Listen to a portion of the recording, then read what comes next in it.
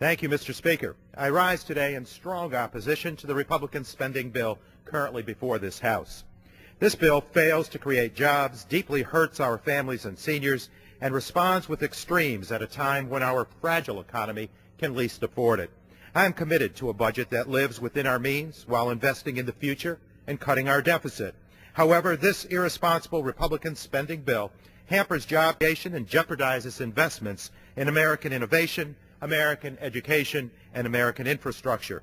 That is why President Obama vowed today to veto the irresponsible Republican spending bill, because it undermines critical priorities for national security and curtails the drivers of long-term economic growth and job creation. We must do more to focus on jobs, grow the economy, and protect our middle class.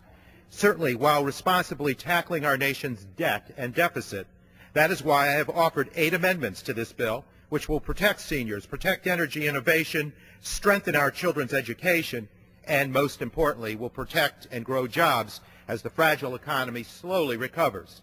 We simply cannot afford to pull the rug out from underneath progress. Not now, not when we are finally rebounding from the Bush recession, not with the extreme spending bill this represents. I refuse to take America back to the failed policies that sunk our economy. My first 2 amendments would restore funding from the cuts to the Social Security Administration to prevent its shutdown. The cuts that the irresponsible Republican spending bill proposed in this section alone would raise $625 million from the Social Security Administration. This would affect the 53 million Americans who are collecting Social Security by furloughing every employee and closing the doors for a month or more. An estimated 400,000 people, mostly seniors, would not have their claims processed this year, creating a huge backlog and threatening the timely payment of benefits. My amendments would restore this funding because I do not believe we should use our nation's seniors that have worked hard and played by the rules their whole lives to somehow painfully balance our budget. This is simply extreme and, again, painfully irresponsible. The Low-Income Home Energy Assistance Program, LIHEAP, is also cut in this irresponsible Republican spending plan by some nearly $400 million. Those are cuts that are made on the backs of the low-income residents, seniors, the disabled, and those with children, like those I represented, the now cold and snowy capital region of New York, who struggle to pay to keep the thermostat set at a livable level. LIHEAP keeps those receiving help from having to make the heartbreaking decision about whether to pay to keep the heat on or to pay for food and prescription drugs.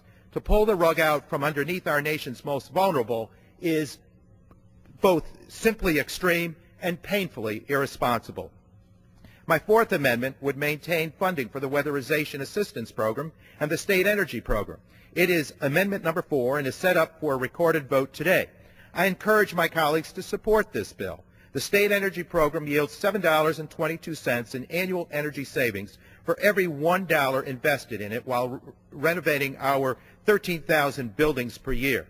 The Weatherization Assistance Program helps low-income and elderly save over $437 on their annual utility bill and decreases oil consumption by the equivalent of 24.1 million barrels annually.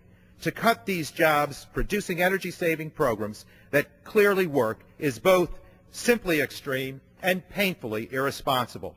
I have also offered 2 amendments that would protect the Clean Air Act and Clean Water Act from being jeopardized under the irresponsible Republican spending plan.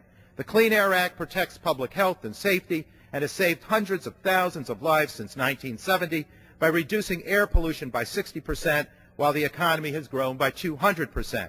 The Clean Water Act protects drinking water for one principle. And my 8th amendment would restore funding for education and special ed to ensure our children and the future of our country have the resources they desperately need to compete in a global marketplace for generations to come. It prevents thousands of teacher layoffs. The irresponsible Republican spending bill cuts over $1.25 billion in education funding that goes directly to states at a time when we can least afford it. Balancing the budget on the backs of our children and their education is simply extreme and painfully irresponsible.